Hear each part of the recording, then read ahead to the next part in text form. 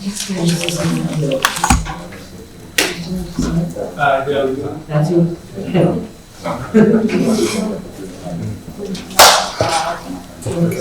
Yes.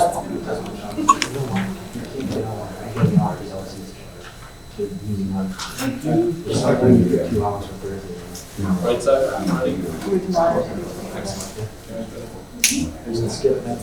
Yeah. Do you want to count us down?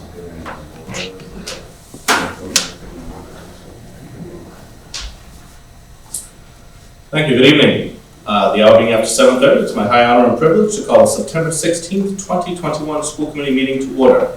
Our first order of business is the Pledge of Allegiance. I pledge allegiance to the flag of the United States of America, and to the republic for which it stands, one nation, under God, indivisible, with liberty and justice for all. Good evening and welcome. We have all survived the start of school, which is wonderful. Our first order of business is our Waffle High School student report. We have Ms. Grace Ryan and our newest student representative, Mr. Colin Mahoney. Please take it away. Good evening, I am Grace, and I'm a junior at the high school. Shadowing me tonight is our new high school representative, sophomore Colin Mahoney. The school year has kicked off smoothly. After school night for parents and guardians to meet their children's teachers is on September 23rd. Students are happy to be back to a more normal school year with an 8-day rotation and without one-way hallways or Google Meets. In order to reduce exposure during lunch blocks, the students cannot sit 6 feet apart in their classroom, and then half the students go to the cafeteria that has socially distant desks. Also, anyone is allowed to eat lunch outside. Keeping the tradition of last year, students with study during first block are allowed to come in late, and students with study hall last block may leave early. This year, seniors may leave and come back when they have lunch block study. New this year is the Wednesday schedule that begins on September 22nd. Classes end at around 12:30, followed by lunch, then an hour period for enrichment or extra help. Also, there is no homeroom every day. Instead, students go straight to the first block and attendance is taken at the second block. Fall sports got off to a great start with their first games and meets last week. Spectators are allowed for all games, however students are not allowed to attend volleyball or swim events because they're out indoors. Additionally, clubs have started up again at high school. Most clubs met for the first time this week and are happy to be back in person. Thank you for your time. Questions from the committee for Representative Ryan Mahoney?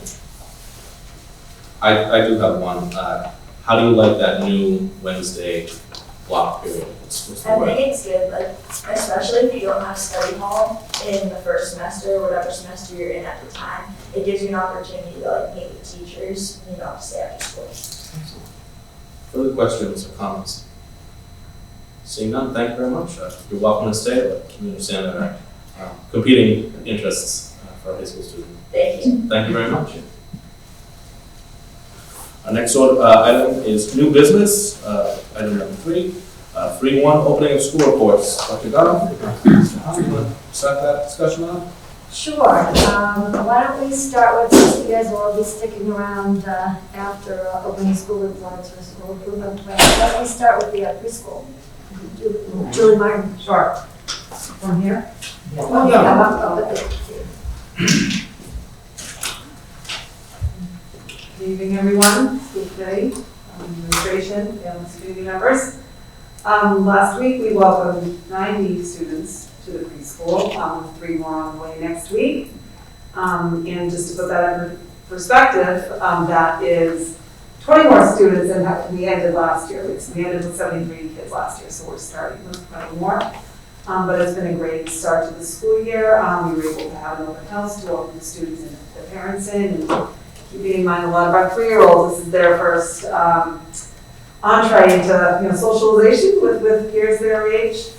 We continue to expand and are responding to the changing needs of our young students in our community and supporting our families as we are like the gateway to the district when it comes to special education for a lot of our families. We have restored our half-day programs this year, so we do have 3 morning, 4 morning, 2 afternoon, 2 4 afternoon classrooms, which is great and welcomed and a lot better, I think, for our families and for the students to be there for shorter periods of time. Over the summer, our staff participated in professional development in the areas of autism, ADHD, inclusion practices, behavior. The town building department came through the preschool for the summer and actually came to their classrooms, and they look amazing. It's amazing what they can do for a building. So the students right now, everybody's just getting into routines, building relationships, building community with one another, making friends. We are lucky to be able to have in-person events this year, so we look forward to next Monday having popsicles in preschool that we had a couple of years ago, having an in-person curriculum night for our families, have an in-person PAC meetings, school council events, and hopefully some other events along the way that we can hold in the building. Our curriculum continues with using the zones of regulation for the social and emotional development of our children, as well as foundations on Handwriting Without Tears. And we're also going to start slowly implementing Pregnant Early Phonics program for the preschoolers. Our families so far, we welcome back a lot of returning families, but we also have a lot of brand new families and a lot of families who've recently moved to Waffle, which is exciting. And they have been very supportive from the beginning and very understanding and flexible. So I want to thank school committee for your ongoing support, our central administration for everything that they've done when it comes to buildings, transportation, our health and nurse office. And it's, we look forward to a great year and welcome you to visit the preschool anytime. Dr. Goff will say, if you're having a bad day, come down to the preschool because it's a lot of fun. So, thank you. Thank you very much. Questions or comments from the committee for the preschool? Seeing none? All right, let's move on with the elementary. Are you guys coming up together or one at a time? We'll go two at a time and then we'll just switch. Okay.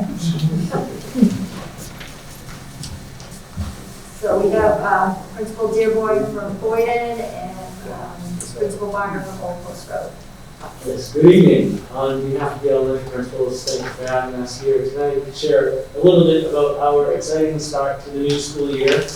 Across the district in the 4 elementary schools, we welcomed 1,735 students in kindergarten grade 5. Boyden with 384, Elm with 436, Fisher with 446, and OPR with 469. Teachers and staff have created welcoming classrooms and learning environments for their students. During these initial days and continuing throughout the year, teachers and staff build strong relationships with their students, establishing expectations for their communities and setting the stage for a year of deep learning.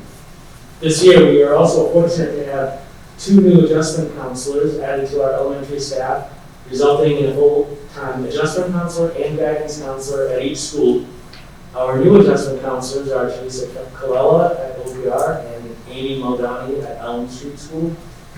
These counselors will support the social emotional learning of students, enhance staff professional development, while working closely with students, teachers, and families. We are very appreciative of the school committee's support and allocation of resources to the elementary curriculum. During these first 2 weeks, we've also had our first fire drills, thank you to the local fire department. Each school has also had the first PAC meeting, welcoming new and returning parents and sharing opportunities and activities for parents to partner with educators. We value high involvement of our parents and guardians. In conjunction with our PACs, we've held our ice cream socials, providing the opportunity for all of our families to gather outside and socialize for the first time in a long time. It was very nice to see our families in person. Together we'll have a great year. We're excited to embark on this journey of deeper learning with our elementary students and look forward to all the new year will bring us. Great, thanks, David. Thank you, everyone. I'm going to focus on some curriculum areas myself, and then do this more from Brian Reeves from Fisher, and the change to the elementary schedule this year. One of the biggest things this year is the change to our schedule. We're doing a 4-day rotating schedule for art, music, PE, and then we have this open block which predominantly be focused on SEL instruction. And so what that means is our students every 4 days will have art, every 4 days will have music. And you ask, why are we doing that?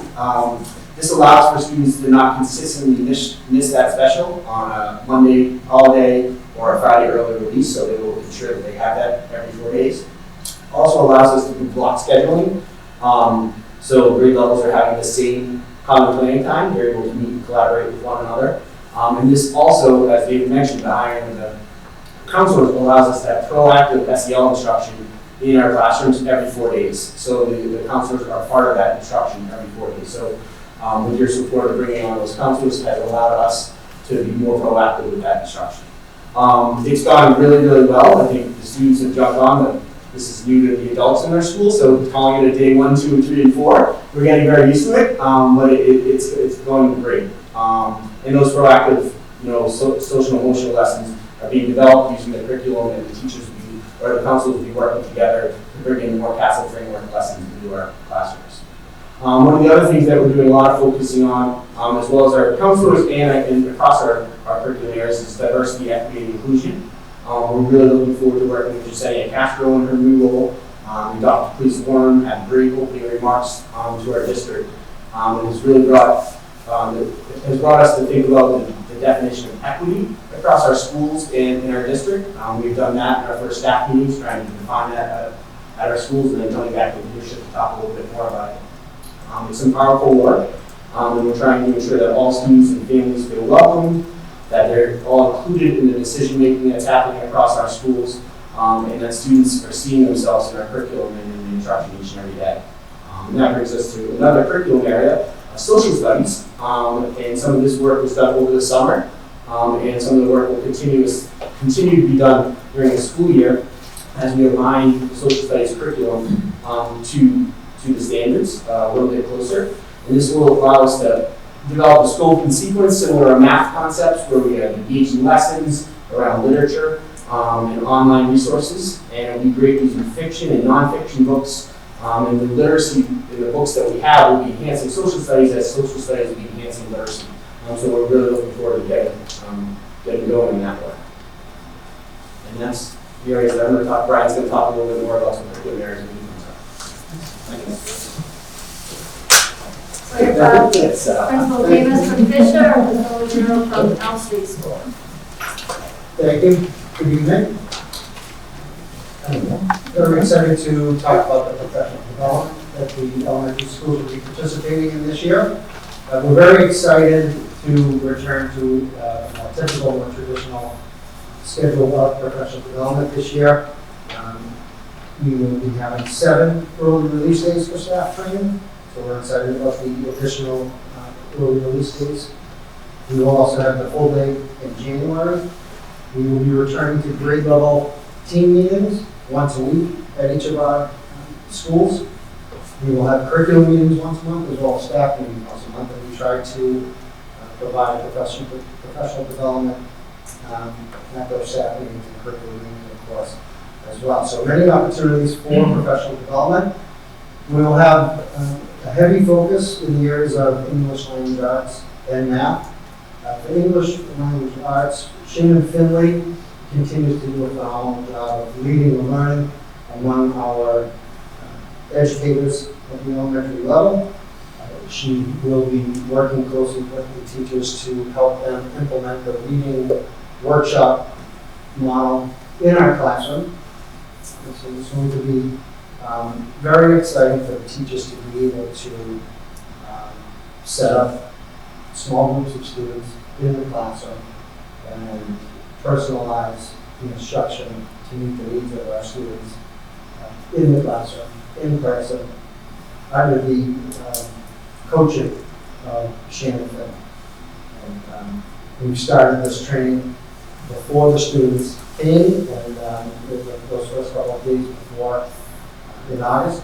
I'm looking forward to continuing this work throughout the course of the year, and that could be Shannon with the teachers, but more often than not, it will be in the classroom, Shannon modeling for the teachers with the students, so we have some real-time training happening. Claire Wavergan, an outside consultant, will continue to work with the district, and this year her focus will be working with literacy specialists. And working with them to train them to be the best coaches that they can be for our educators, so that our literacy specialists, when they come into the classroom for support for either students or educators, they're coming in with a great knowledge base of how to be an effective coach. So that's an exciting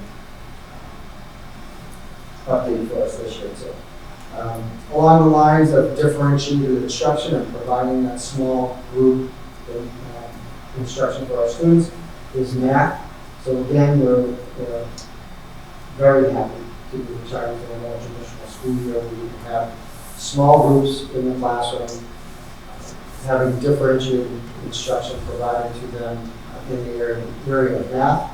And we have our math coaches that will be working with our teachers, particularly at the grade level team meetings, where they can sit and they can meet for an hour, possibly 2 hours, to analyze data, interpret the data, share best practices, and plan for that differentiated instruction for the students. So all our students are getting what they need. So very exciting professional development in the area of English language arts and math with the small groups. Brandon mentioned social studies will be a focus of some of our curriculum meetings and staff meetings, as well as social emotional learning, and our DEI, our diversity, equity, and inclusion goal this year too will be on the agenda at many of those meetings as well. Questions from the committee? Ms. Gadsden.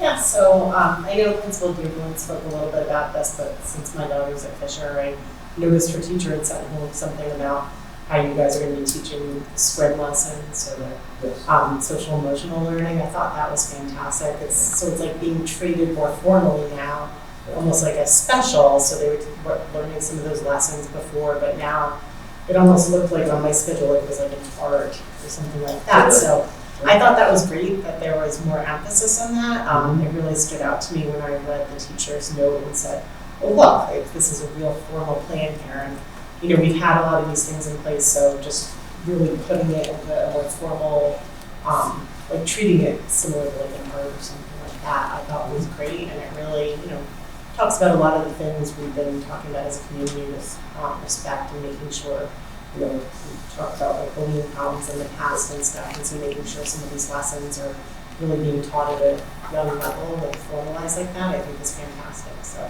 I wanted to say great job with that.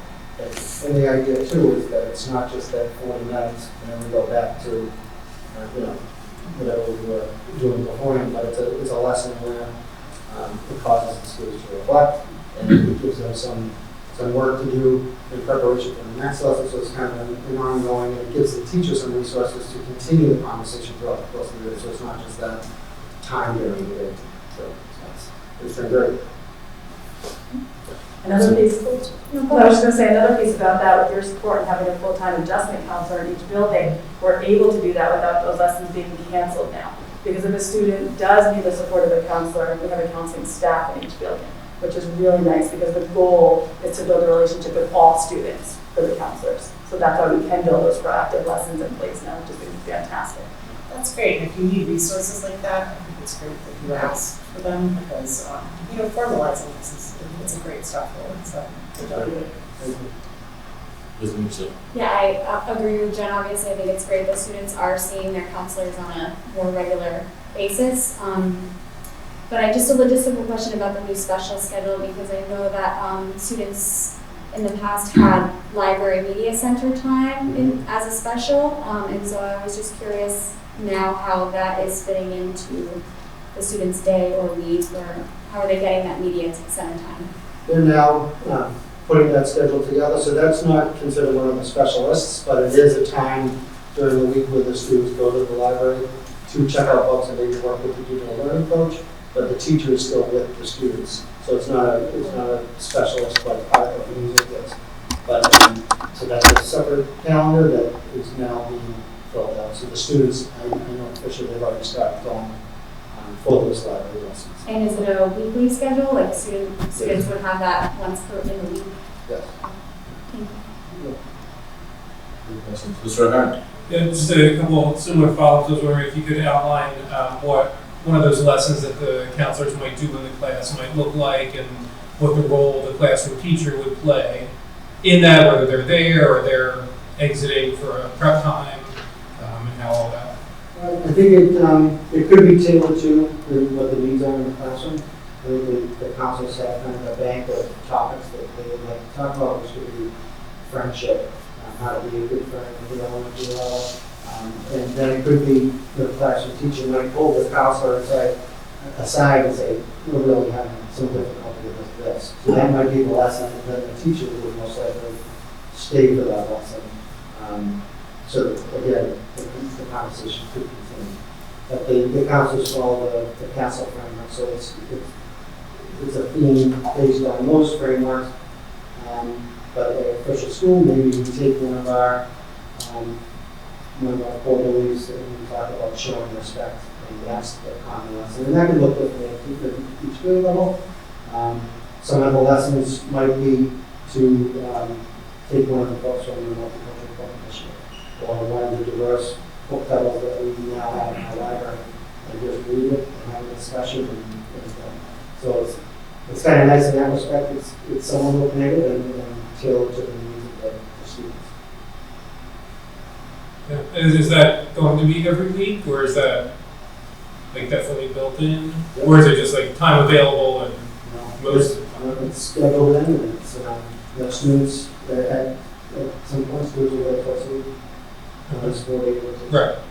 What's really nice is that we realize we have more resources now for social emotional learning. So we were just thrilled to have a stipend position where we'll have a facilitator of our counselors, because now it's almost double with adjustment counselors and counselors, so that they can utilize that continuous improvement of our lessons to make sure that they're all aligned across the district and then moving up to the middle school. So that way when we have curriculum meetings on Monday, they have a facilitator to utilize, that continuous improvement model to make sure that we're looking not just at the CASEL competencies, but how can we improve these lessons based on what we're seeing within our student needs right now, which is really great to bring everybody together. Yeah, that's where we might follow those houses, especially with all of the new people and some transitions within the buildings. It looks, the counseling staff in each building looks way different this year than it did last year.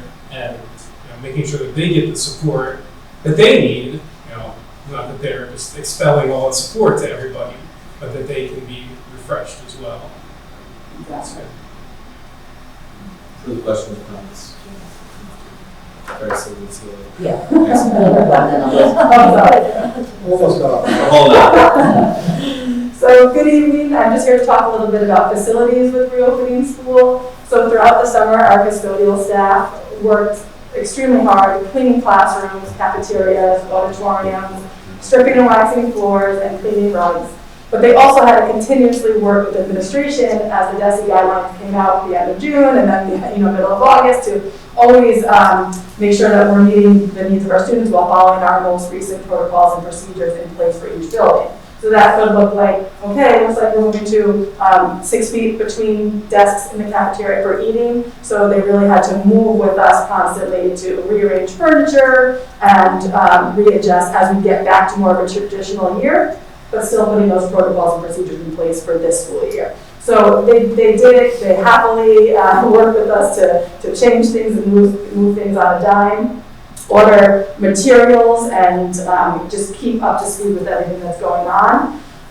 So we're really appreciative of their efforts to make our building clean and safe for staff and students to re-enter. So specifically, I'd like to thank Ed Johnson, Joe Feldman, and Greg DiGregorio at OPR, John Kane and Colin Hines, who are new to Elm this year, and Josie at Elm. And they also had some summer help, Ryan Cullen, because we also have the summer program. So they had to make sure that we got everything moving once that program ended. Scott Manson, Eric Goodwin at Boyden, Rick Souza, Hugo Cruz, and Brian Thomas, who is a custodian who's split between Fisher and Boyden. We would also like to thank Don Anderson and the town for all of their work to support us to get ready to reopen. You can see all the work they did with the tents, which are such a necessity, so that we get mask breaks and snacks outside and really can move some educational setting safely outside where students can take their masks off. As you know, we had some hurricanes that may have come They have not come, so the tents had to come down, the tents had to go back up, they cleaned them, and they have them all ready for day one, which we're really so grateful for.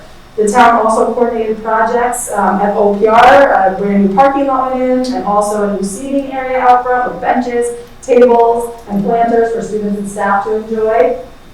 At Boyden, they had new floors put down in the music room as well as the cafeteria. And most recently, I know that we're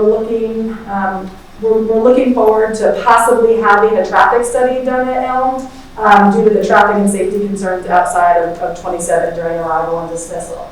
So we still have protocols for COVID and procedures in place, but we're definitely moving towards much more of a traditional school year. So we really want to thank school committee and central administration for making it so seamless. Thank you. Further questions from the committee? Mrs. Gallagher. I have a few. First of all, listening to what you just had to say about some of the logistics, Karen, it's really cool to see how far we've come. You know, I mean, granted, I've been on the committee for a while, but like, we never used to get to things like parking lots, or never mind some nice amenities to, you know, the benches that you talked about. It really does point to the fact that we have a good relationship with the town administration. We have some, you know, made some smart decisions in terms of finances. To be able to not have to do all of the playgrounds through fundraising is an important thing, but it's also an important thing for our parents to appreciate. But, you know, so we need to sort of understand that this is what a good community does, but it's because of a lot of good cooperation. So that was important. To me, the most exciting thing that you mentioned was the fact that you redid your schedule. I think that it's easier to do same old, but you're offering some really nice things by looking at things differently. And I'm excited to see that the counselors and Jasenia Castro and you know, the coaches are going to have an impact on all of the students. I think that's very, very important. One question there, I'm thinking that at this point we have enough counselors at the elementary level so that those counselors will also have time to do some one-on-one meetings with students that need that too, correct? Mm-hmm. Okay, good. Yeah, and a grade level meeting once a week so that you can really dig into the curriculum. That's huge. That's really important. So thank you for rethinking the schedule. My last one is just about enrollment. I always like to pay attention, and David, I wasn't ready to write when you spoke, but I know you said 384 for Boyden. I didn't get the next one. Then I think you said 446 and 469. 384 for Boyden, Elm with 436, Fisher 446, OPR 469. Great. I'm curious about half-day kindergarten. Like, I don't need to know by school, but how many half-day kindergartners do we have at this point? I can tell you like 6 out of 86 at Elm. Okay. Similar questions. Small number. Okay. 7. 6 or 7. Okay, thanks. And she's 28 total. Perfect, 28 okay. total that day. Thank you. Great, that's all I got. Further questions from the committee for elementary school? Excellent. Middle school, come on down.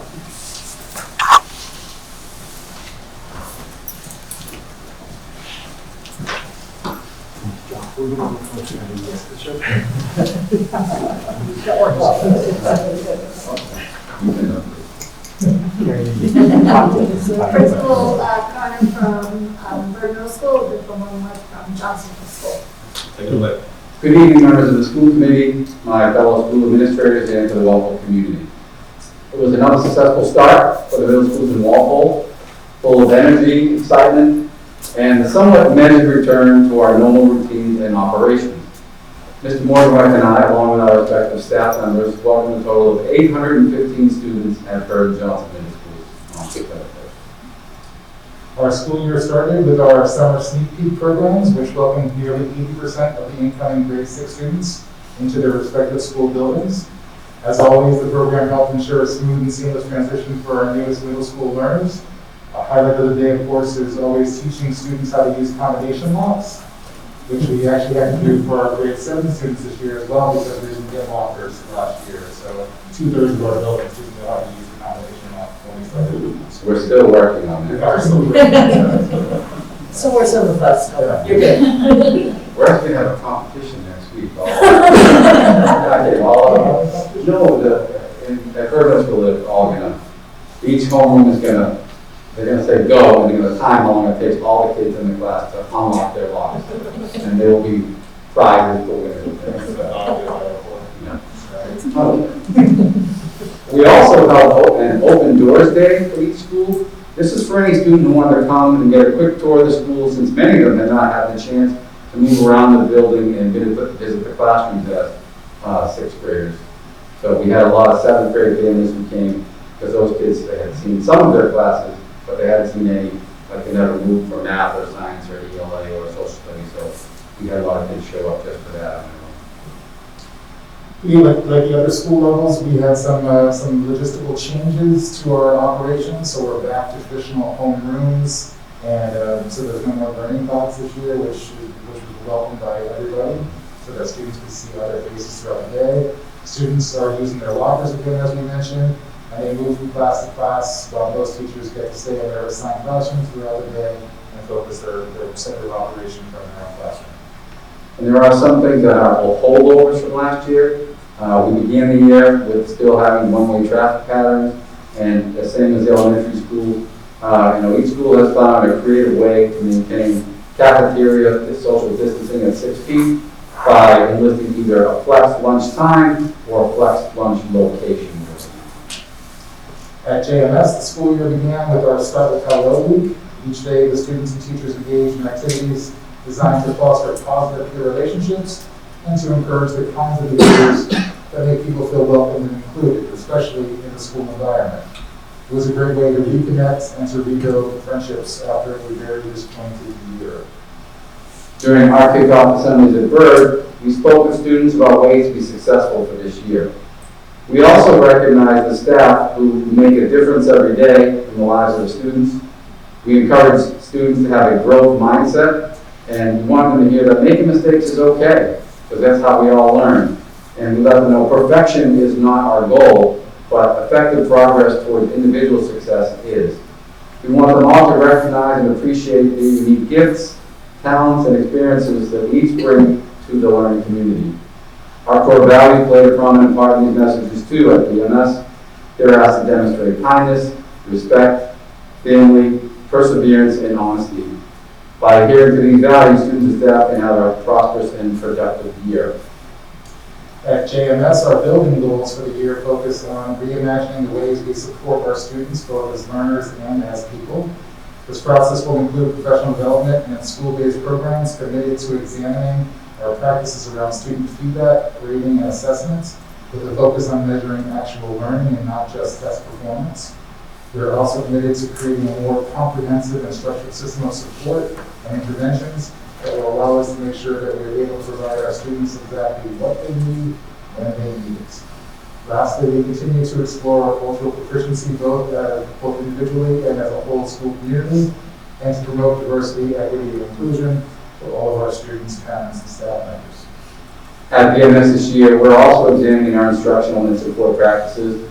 We've been reviewing tiered strategies, common assessments, and we'll use school-wide diagnostic assessment data to monitor their student understanding. We're committed to infusing diversity and equity into our curricular and co-curricular activities. And because the pandemic caused so many disruptions to last year, BMS is working to foster a sense of belonging and partnership among students and families, because we want our students and families to reconnect with us in as many ways as we possibly can. Principal Carter and I would like to take this opportunity to thank Dr. Goff, Mr. Hahn, Mr. Fisher, Dr. Quealy, and of course our school committee members for your support and guidance as we navigated the challenges of this past year, and for continued support as we start fresh at both schools. Finally, we'd be remiss if we did not recognize our custodial staff and the local Department of Public Works. It is no easy task to prepare 2 aging buildings for nearly 900 eager students and staff, but with their help, we were ready to go on September 1st. The first month of school seems to be flying by, but we are looking forward to some of our annual events, including our open house nights, which are both planned for this coming Wednesday, September 22nd, and of course, you're all welcome to swing by. Where it's more like a welcome back to school. So, and finally, we would like to formally announce that Mr. Morgan and I are in negotiations to establish a series of friendly but competitive contests that will see the staffs of BMS and JMS facing off in a battle for inner pride, middle school bragging rights, and of course, a great deal of fun for the entire community. Of course, the basketball showdown will be returning, but there are other great programs to come. Thank you. Thank you very much. Questions from the committee? Seeing none? Also, there's a question about the one-way hallways. Is that to stay for a while? So we've just ended that practice at Johnson. We found that the students were having a very difficult time. Last year worked wonderfully, but with the lockers now in the mix, it was hard for the students to figure out how to get to their lockers in the one-way traffic. So we do still have one-way stairwells, up and down stairwells, and that's helped with some of the bottlenecking from floor to floor, like going to the cafeteria or the gym, things like that. But we were in our first couple of days of going away from the one-way traffic in hallways. We still do have the one-way traffic in the hallways, and we don't have the same issue with lockers because we assign specific locker times for each grade, so that in between 3 times during the day, only the 6th graders should be at their lockers. And if the other grades need to go, they would go to their class, and then they could ask their teacher if they forgot to go back once the hallways are more clear. So we're still doing the one-way directions in the lockers, in the hallways and in the stairwell. Excellent. Anything further from middle school? I would just say I'm glad to hear the fun factor, because that's important to me. Yeah, we want them to be happy to be back. And I think most of them are. And we've gotten some feedback like that from parents to say my kids are really happy back. And I'm happy to hear what's going on, especially lunch. Because when we're outside, when we're inside, we have to follow 6-foot spacing and everybody's at assigned seats. We get a flex of time of the place. Because when it's nice weather, everybody goes outside and we all eat together. And it's been great to see them interacting like that. As opposed to just looking at the back of their heads, 10 times in front of you. Yeah. So It's very good. we're hoping for warm, dry weather for the next 3 months. I hope so. Any further? Very good. Thank you. High school. From high school. Good evening, everyone. Our opening of school this year went very smoothly. Things feel much more normal than last year, although it has taken a few days to get everyone back in the habit of wearing masks after the summer vacation. Most students go outside for lunch when the weather cooperates, and this is enjoyed by everyone. I'd like to thank our custodial staff and DPW who worked tirelessly to get the school ready for the students and staff. We renovated a number of offices throughout the building and put new floor and coat paint in our technology workshop. DPW also helped us with our rebranding efforts, flags on the posts outside and other items inside in the school. So we're very proud of how that's looking. On August 30th, we invited our incoming freshman students to attend our annual freshman orientation. This is always a very positive experience for the 9th graders as it gives them a run to school before the upperclassmen are in building. Almost every 9th grader attended the orientation. We have 9 new staff, new teachers, and 7 new ESPs in the building to replace staff who have retired, resigned, or happen to be on leave. We have been very fortunate in hiring some of the best educators in business, and we look forward to building strong professional relationships with them in school. We are back to our 8-period rotating schedule, and everyone seems to be very happy about it. Nobody wanted to repeat our semesterized hybrid schedule from last year. One aspect of last year's schedule, however, that we are all missing very much is when staff are able to work together in PLCs on Wednesday afternoons. I'm convinced that this is one of the contributing factors to Waffle's success last school year. PLCs have become a critical part of successful teaching and learning and will contribute towards achieving our strategic plan goals, our leadership goals, and our school improvement plan goals. We hope to be able to schedule regular PLCs again in the future so we can continue this important work. I'd like to remind the community about our back to school night on Thursday, September 23rd. We have a freshman parent orientation from 6 to 6:30 p.m. and we invite all our parents in from 7 to 9. Masks must be worn at this point by all staff and parents throughout the evening. We are looking forward to another fabulous school year at Walpole High where every student can find personal success and can fully enjoy their high school experience. Questions from the high school? Ms. Gailtitz. So the PLC meetings that you're mentioning, I know we don't have early releases on Wednesdays. Is there any other time that you could? We have our early release days. Some of them have already been sort of captured. I know Giuseppe Castro has a speaker who's going to come out and speak with our staff next week on our first early release day. But some of those early release days we'll be able to give over to the PLC time. I'm looking now at this point of giving staff meetings and possibly department meetings over to PLC time as well, if I can get any information out to staff in other ways. I think the benefit of PLCs is when they're on a regular basis, and that's the piece that I think that everybody really benefited from last year. The early release days being once a month or so, it's good. It's a good block of time, but it's not regular, which I think is more critical. Further questions from the high school? Just for a comment, the flags are in the parking lot with the Timberwolves logo look excellent. Yeah, the kids like them a lot. I heard one comment, we look like Wellesley now.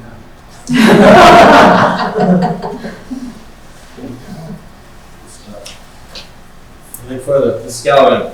I would just say it's great to see you guys back. I mean, I know that this summer had to have been almost like being in the emergency rooms yourselves because I'm sure it was very, very difficult to make it through the end of the year. So it's just good to see you in person and Good to be back. we're lucky to have such talented administrators.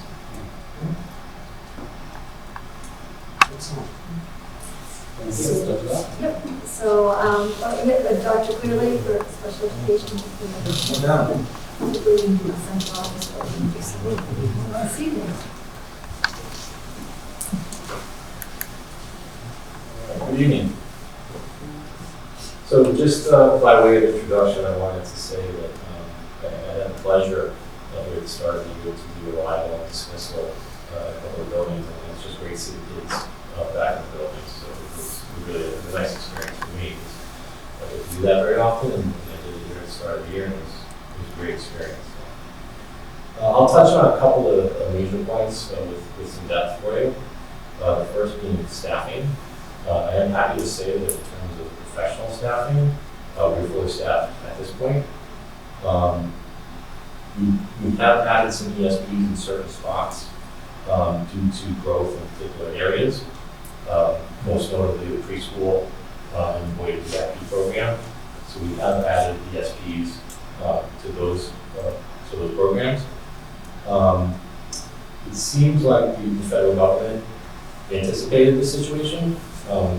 When we got our IDEA grant this year, it came with an extra $200,000, which we weren't anticipating.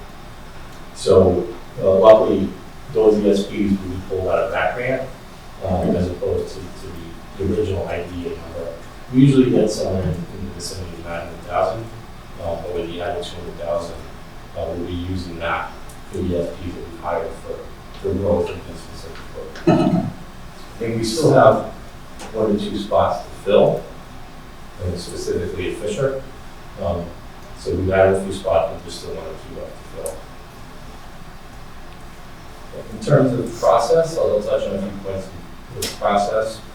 I foresee virtual meetings continuing this year. I think both Walpole and the state as a whole found that virtual meetings created more parent engagement. We had a better hit rate in terms of parents coming to meetings with the virtual platform than before. So we'll continue to encourage that. We will give parents the opportunity for in-person meetings, if so desired. We'll accommodate for that. But I would foresee virtual being the majority of the team meetings going forward this year, and probably in future years. In terms of document delivery, I know last year we were delivering IEPs and consents and really things that need to be signed by parents through general email of the staff, which it was okay for last year, but we weren't terribly comfortable with it going forward. We have partnered with DocuSign to be able to provide some protections for continued document delivery on an electronic basis. So myself, my administrator, and Janet Smith in central office, we've been trained the last 2 weeks of DocuSign. We're going to be rolling that out to our staff, our team chairs, and our custodial assistants in 2 weeks, and then hopefully rolling it out to the public after that. So we're excited about that. We think it's going to be time saver, paper saver, and really will improve the flow of business through special ed. In terms of professional development, I have 2 items to tell you about. I think we're very excited to roll out professional development for all of the elementary special ed teachers in the district. This is something that was researched and created through elementary team chairs and principals in the springtime. We were looking for something to provide all the MSNs in terms of helping them with differentiation in reading instruction. It seemed like some MSNs had some tools, some MSNs had different tools, and we wanted to see whether there's something that we could give everybody. And so what we landed on is the Living the Bell program. And so we started training on that program, I think the second Wednesday of school. That will run for the next 5 Wednesdays. And folks are very excited about it because it's sort of the first time where everyone's just felt like everyone has a universal tool to provide differentiated instruction with digital reading sources. So I've heard really good feedback after the first session. The second PD I want to share with you is going to be with the elementary counselors. I know we talked about that a couple of times, the elementary counselors, the elementary school psychs, and the preschool staff. This is a training that's going to be done by our consulting neuropsychologist, Dr. Turk. And this was something that came out of a discussion that she and I had over the summer. She had talked to me about some of the trends that she's been seeing in her private practice, specifically with younger kids, and the severity of symptomology that she's seeing, which is greater than I think in years past. So we talked about bringing those trends and what she's seeing to our counseling staff. That's going to take place in the October PD Day, 10/8. And then finally, we'll talk about program evaluation. It's something I'd like to get back to this year. We haven't had a program evaluation since the fall of 2019. That was a preschool program. So we are looking at securing a vendor. Dr. Goff and I have had some initial discussions as to where we'd like to see that program be in place. But it is something that we want to bring back. The last 2 years, obviously, very difficult to do, but this year we think it's time to bring that back and look at a specific program. Those are the major points I wanted to get across today. Excellent. Excited to hear about program evaluation. Yeah, there's informative and they really guide what we're going to do. I know the preschool program is really helpful to guide some of the changes that we have there, so we're excited about it. Questions from the committee? Sorry. I just want to say I think it's great, the Lindenwood Bell. It's really good instruction from everything that I've seen. And also, with the early literacy screening, I think it's great to have a more formalized program than to support those kids that are flagged in that screening. So I just wanted to say. I agree. I think it was brought to me as an idea, and I think it was a fantastic idea. I think people are very excited about it. Further questions, Mr. O'Hara? There were questions. I just love the report. It was so positive. There's a lot of good stuff going on to support all of our students. I love that. I'm really pumped as a technology guy about the DocuSign. Yes. As somebody who's See how much I love decided. it. Yes. That's so good. Anything further? Very good, thank you. Sure. Then we have Mr. Fisher, School Business Administrator, and then Bill, you can introduce Mr. Reeves. Good evening. I'm going to be able to ask you going last, but I will have to thank the custodians. Yeah, almost right. So I want to take a minute just to thank the custodians. I know you've heard it repeatedly, and I'd like to kind of give you a brief reason for why I think their level of quality has improved. They've been doing some online trainings, and we've brought in a fair amount of new equipment that we've invested in over the last 2 years that they've learned how to use, and that's helped us get through the pandemic effectively and efficiently, and really with the same level of staffing, clean these buildings and take care of them the way they need to be and keep everyone healthy. So kudos to them for all the hard work they've done. All the PPE cleaning and disinfecting products that we bought over the last couple of years have been replaced and resupplied. All the univents and HEPA filters have been changed. So, we're back to where we were a year ago. We hope that wouldn't be the case, but everything was in place and we've been able to resupply and get ourselves back to where we need to be. As far as resources, we have the ESSER 3 grant, which is, at least from what we know at this point, the last round of ESSER funding for the schools. And we are using that to offset the PPE costs and the costs of the cleaning products and the COVID-related equipment purchases and all the things we need to do for COVID that just haven't ended yet. I also wanted to thank, and I know we've heard this again, but the building maintenance group, in particular Don Anderson. His group has been amazing. His guys are constantly in our buildings. And in between that, they're in our town hall now, rebuilding our kitchens, they've done our bathrooms, and really, they are everywhere. It's amazing what gets done with a crew that's so small. And I would also mention the Parks Department, Justin Monta, who's done some amazing work with getting our grounds ready for school as well. So really team effort. On a more challenging note of transportation this year, I'm sure you've seen some of this in the news. We are basically fully staffed with drivers. We don't have any buses that aren't without a driver. The challenge though is some of them are substitutes, and right now in Walpole, as you know, Route 1A has some significant construction going on.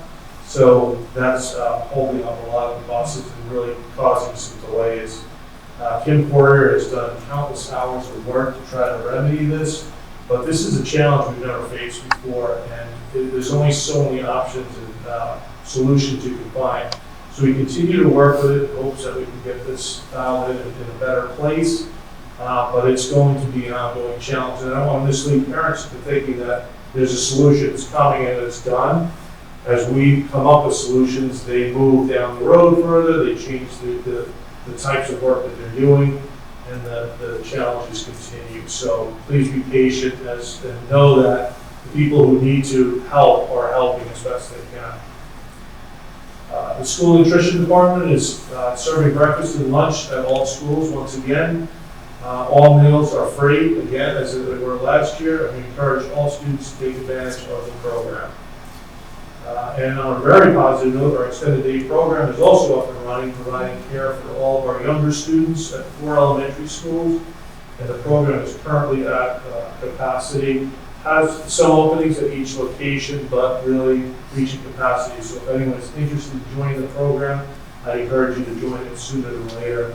And kudos again to Devin Clifford and Marie Hall for running those programs amazingly in the most challenging of times.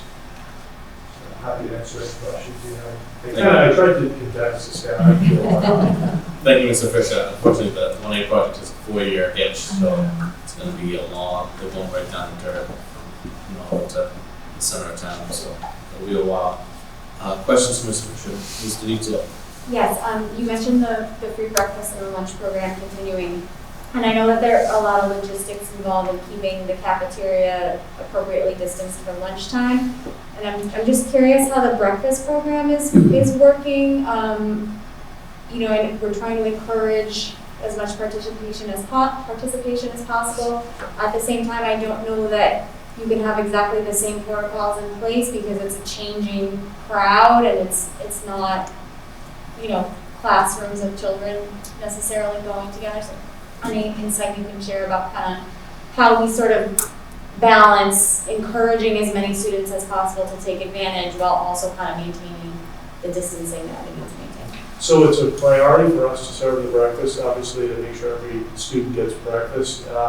We're able to spread out the classrooms, and I think the principals can probably speak better than I could to it, but from what I know, some of the kids will go out the hallway, take a break, move outside, and the kids are able to spread out within the classrooms. I think some teachers are taking kids outside, depending on the timing of the break. But it is, they have an opportunity to spread out. It's downtime, so you're not worried about instructing during that time. And they're able to kind of move around and get that spacing that they need. And so nobody should feel, no family, for example, should be discouraged from participating in the free breakfast because they're worried that there's going to be too many students, you know, crowded in one place, for example. No, I think the teachers are doing a really good job of, you know, knowing that that's coming every day. It's happening every day, and knowing where they can spread their kids out so that kids can have a break. And it's not as long, obviously, as lunch. It's a quicker thing. The kids eat and then the masks go back on. But I think they're doing an amazing job of managing that. Thank you for clarifying that, because I know it's really, it serves the district really well to have that participation number be as high as it can be. And, you know, I want for us to continue to encourage that participation. Thank you. Thank you.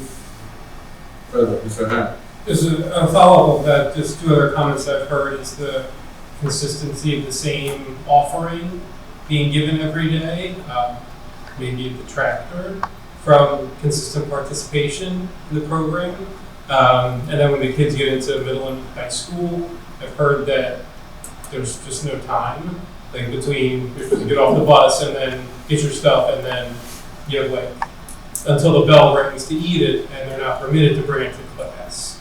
So it creates, you know, my bus is late today, I have 1 minute, I don't feel like I'm able to ask my teacher to eat there because I'm in the middle of the room with the students, and you know, first period for most of them is it's an actual class. It's not like you're coming in and sitting for 15 minutes for attendance or something. It's just. I mean, I can mention that to Maria. We talked about, you were talking about similar meals, and when it comes to lunches, I don't think someone correct. Yeah. When it comes to lunches, the repetitive nature of that is just the prep time that goes into it. It has to be grab and go. They have to take orders from a elementary class, so the teacher says, okay, who wants this and this? If you put too many options out there, it just takes too long. Yeah, no, I was speaking about the breakfast specifically. I seem like it's the same every day. I'll mention it to Maria, see if there's something that we can do to change it up. I know there's a lot of prepackaged meals that made it doable to even provide breakfast, period. So I will talk to her and see if there's something we can do to vary it a little bit more. Okay, do we still have a second chance breakfast, right? Is that with COVID, or it was like a 9 o'clock-ish thing? Yeah, I was going to stand up when Sean asked the question. We do a second chance breakfast as well, which is a little later on in the morning, so we extend the passing time. And I'd just like to add, we also have the remote serving stations that we did last year, which are dotted around the school, so we cut down the crowding. Some kids go to the cafeteria, some kids just pick it up at the remote serving station, but they have that opportunity to get a second chance breakfast if they miss it in the morning. But they should also know that if they come to school hungry, any teacher will allow them to come down and get breakfast. So if they do ask, they are allowed to come down. And those cards were part of Maria's brand. So those are in every school. They give you the opportunity to spread out more, right? Just give more availability to come and get the food and not be crowded. Other questions? Ms. Scott? I would just say the counterpoint to Sean's comment is there are some people who like the routine, you know. I had the same breakfast and the same lunch all through high school. I didn't want to have to think about it because I like that breakfast and lunch. So, you know, I think we have to just sort of do the best we can. Mike, can you just, I just want to remember that the sports, I know we have the traffic on 1A, but that sometimes the sports programs for transportation, they may run late or they may get back late. This isn't Waffle, this is systemic in the state of Massachusetts because of driver shortage. So the good news is that we have the drivers to get our kids to and from school, to and from sports, but they may just be delayed depending on the availability. Is that correct? And that's caused by those drivers that drove athletic trips were the ones who started later in the day, did not drive regular routes, but county has had to pull them into the mix to make sure we have enough drivers. And that's created the athletic issue, which you're right, it is absolutely a major challenge right now. Anything further? There's another point about the transportation. So live, far down. I didn't put the correlation between the traffic and the work to how that would impact. But I mean, Connolly's coming through the traffic most of the time. I'm wondering if either us or the town, like I just feel ill-informed about the impacts maybe of that on school transportation, but also just in general, if there would be the ability to get the word out a little more. So Jim and I were working on an email. The challenge that we had was we didn't know how it was going to play out. So we tried and did a whole bunch of different things, and I think we talked about it recently about doing a more mass email to all families, letting them know. For those who don't know, this construction is delaying transportation. It's going to continue to do that, and we're kind of working on that. We're hopeful that we could resolve some of those issues without having to communicate that, but it's an evolving challenge. It's very difficult. Like I said, once they move, the construction moves, then that area is impacted, so it's never. And the feeder streets, Robbins Road's gonna be really busy for a long time. Right. Another kind of Clinton Street and like, so it all kind of trickles down. But we're gonna really good. We'll get the 4 stoplights and be way safer, but we'll also be 2030 by that time. Look forward to those days as well. Thank you, Mike. Bill, do you want to introduce that? Yes, it is a pleasure to introduce Mr. Tom Reeves, who's going to come on up here now in the hot seat. We prepped Tom by saying that tonight would be less for him about opening, more about an opportunity for him to be introduced and for him to introduce himself. So I won't steal too much of his thunder, but I'll just share with you that Tom is our new Director of Digital Learning, who officially started on July 1. He's experienced as a classroom teacher, a science department chair, and he comes to us most recently from Paulson, where he was a Keep It Simple tech coach. You can elaborate a little bit more on that. For those of you who don't know, Tom is responsible for supervising and working with our digital learning coaches, our technology support staff, our district tech and network team, and our media technicians. He is our leader of all things in digital learning. I've worked with Tom since July 1, but I feel like it's been 6 months already with all the things that he is responsible for, especially in the rollout. As we introduce one-to-one or expand on our one-to-one K-5 and all those things. So we've asked Tom again to focus on his introduction today to meet all of you and to say a few words very brief about it. So thanks. Good evening, everyone. I'm Tom. I'm the new Director of Digital Learning. I'm coming to you with some experience both in education and in technology. I was a tech integration specialist in Holliston Public Schools. Helping teachers figure out ways to integrate technology as part of their everyday classroom experiences. And then I was a science and physics teacher in Rhode Island. I've been enjoying spending the time since I got here, not only finding out what the secret networking closets are full of equipment, but getting to know the very talented tech support staff, digital coaching staff, and of course the leadership administration too.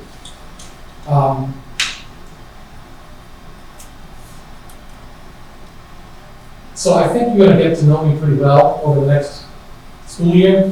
I think you're going to find that I'm somebody who enjoys not just education and technology, but really how those pieces fit together to make an interesting and exciting educational opportunity. Obviously, with the pandemic this past year, technology was at the forefront of how we would conduct school.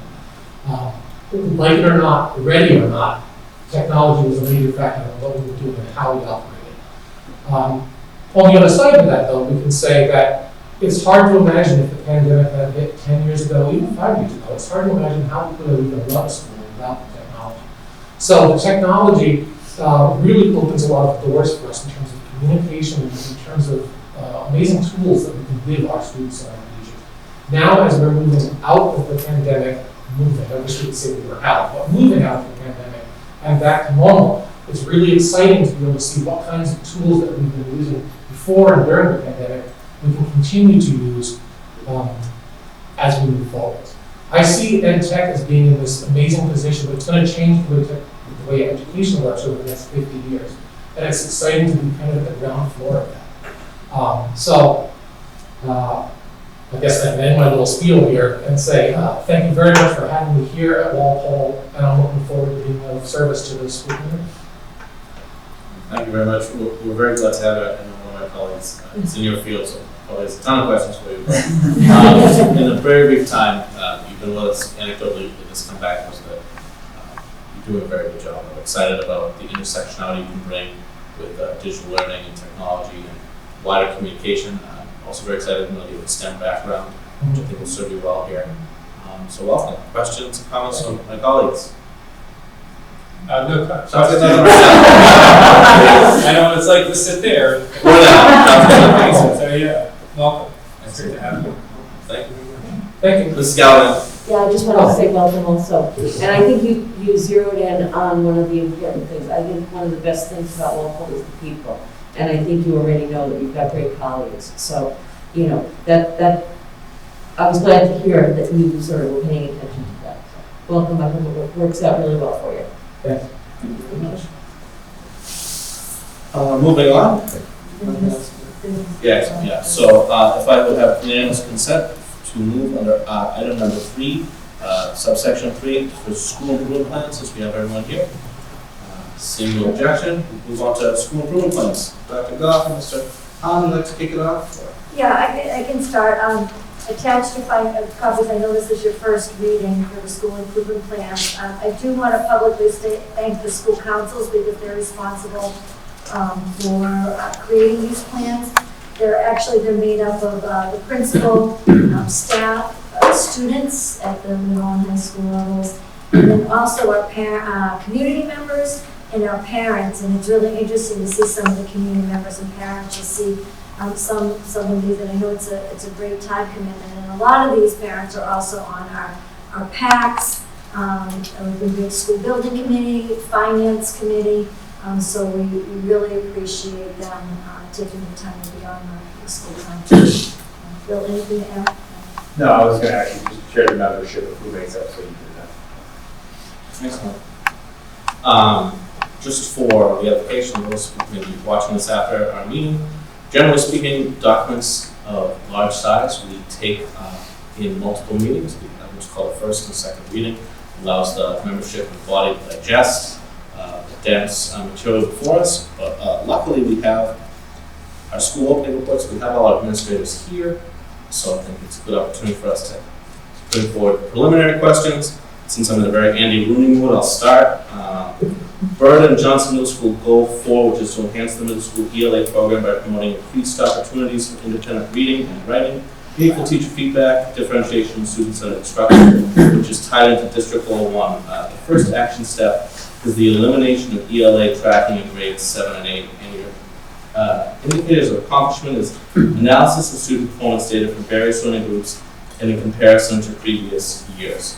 I know this was something that was really a hot button in the community, and this is something that was brought before this committee. We supported the recommendation to eliminate the tracking and leveling, but I would love to see some, I would say analysis is not an indicator of accomplishment, it's a tool.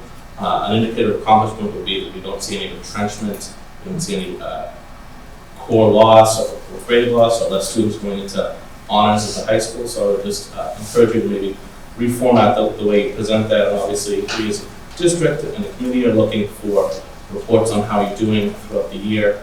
So that might be something good to encapsulate within. Well, I know you guys did a great job in aligning your goals between the two schools. But I have a lot of other questions, but I'll open it up and kind of spread it around to other members of the community. Anybody else want to start it off? Ms. Ira. Okay, I have a couple comments. Elementary school. It was interesting that what you guys presented for the school opening talked a lot about the personalized learning and how reading is part of that and how math is part of that with the small groups. But that wasn't really super reflected in the plans. The plans really talked about, like, reading was the only thing that talked about differentiated or personalized learning. But I heard it more in your comments. And same with assessments. I think Ellen may have been the only one that talked about data and using data in assessments. And assessments is one of the goals. And again, there's a lot that came across when you the four of you presented that I didn't see reflected in the plans. So I know it's something that you're thinking about. I also want to give a gold star to Elm for being the only one of the improvement plans that even mentioned the word citizenship. And it's one of the goals that we have. So I thought that was great because it's a really nice goal. So I'll just leave it at elementary school. I thought the middle schools were excellent. I was impressed with those. So just a couple observations that, what was presented was not reflected in the plan, so I know you're thinking about it, but I didn't see it really as stated. Further questions, comments? Ms. Anita. Yeah, I'll echo, I think, some of what you two are getting at, which is that I felt when I was reading these plans that they weren't really reflecting necessarily all of the great work that's happening. And I think all of the talent that we have leading our buildings, it felt a little bit more like holding up a mirror to the work that's happening rather than documents that are more aspirational in nature, that are us saying we see something that we want to tackle and this is our roadmap for how we're going to tackle it. For example, when I see continue to implement the Lucy Calkins programs, to me that's just the work. We've all been doing that for a number of years and that's just what we're doing.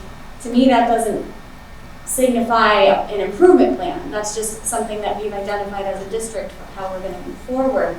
And to Mr. Buckley's point, I did feel a little bit reading most of these that the indicators of accomplishment felt to me like indicators of completion. That they were ways of us saying, yes, we did that, we followed those steps, but not necessarily indicators of impact on students.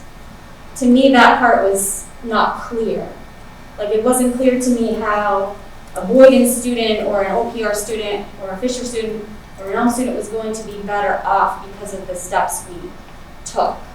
And not that I don't think that that's in your mind when you're doing these things, it just doesn't come across here. It comes across more as, we'll know we've done this because we'll have a document that shows that we did it at the end. And I mean, when Mr. Connor, when you were presenting and you said, I wrote it down because I thought it was awesome.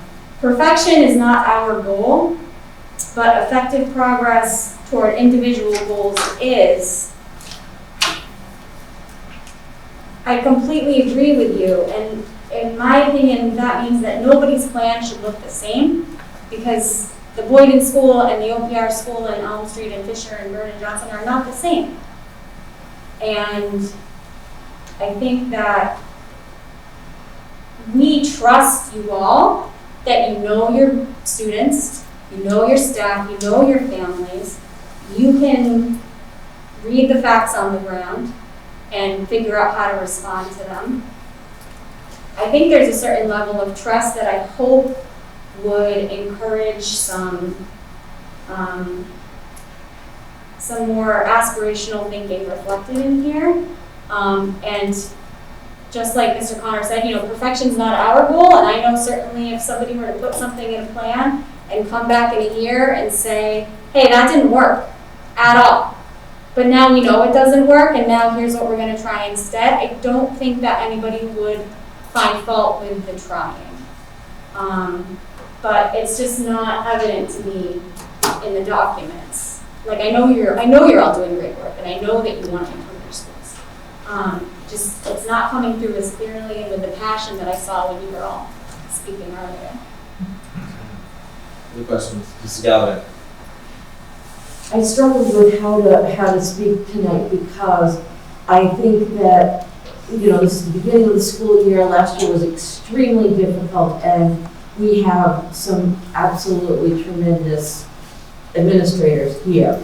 So, but I think what made me struggle was we've had discussions here at school committee about goals and priorities, and we haven't dug into school improvement plans in a number of years. So to me, I think it's just that we need to have more clear communication with the administrative team, because every year, those of us up here, a third of us have to run for election, and you know, there are things that the community talks to us about that we need you to hear also. So I think that there are just some, I appreciate the fact that this is the first night of at least a 2-night conversation that we're going to have. But I also wanted to say something about the fact that I think if we communicate more clearly with each other, we can get more out of the school improvement plans. I think that that it's just one other thing, and last year there was no way that we could have had this conversation. The previous year was a lot of new people in central administration. The year before that was the last year of the old administration. So I feel like it is an opportunity for us to talk together. And I think that that's important. My general message would be, I think as a district we've spent a lot of time on a comprehensive education, making sure that we're educating the whole child, including arts and social emotional learning and co-curriculars and diversity. And those things, because we talk about them here, may have seemed to be more of a priority than the basics of academics. And I think that we have to have stronger academic conversations at this table because of all the good work that's happening. And I think I'm just going to leave it at that. But those are just some of my thoughts. But please don't feel like we're dumping on you, because we're not. We missed having a conversation, and I think it's an important one. I'll pick it up after that. I think kind of to Carrie's point, one of the things that struck me, which I liked a lot, was goal number 3 of Boyden and Fisher was included in, I think it was number 3, an equity audit, which I liked quite a lot. And I think as we read through these, we talk about DEI a lot. It's well sprinkled throughout these plans. And as Stuart would say, that's a good thing. But I think the next layer of that is really asking the harder questions about, and I commend Fisher and Boyden for infusing that at the elementary level into their plans, is how are we doing? How are we serving? Let us find out aggressively, are there achievement gaps? Are there amongst any number of kind of subgroups of our students?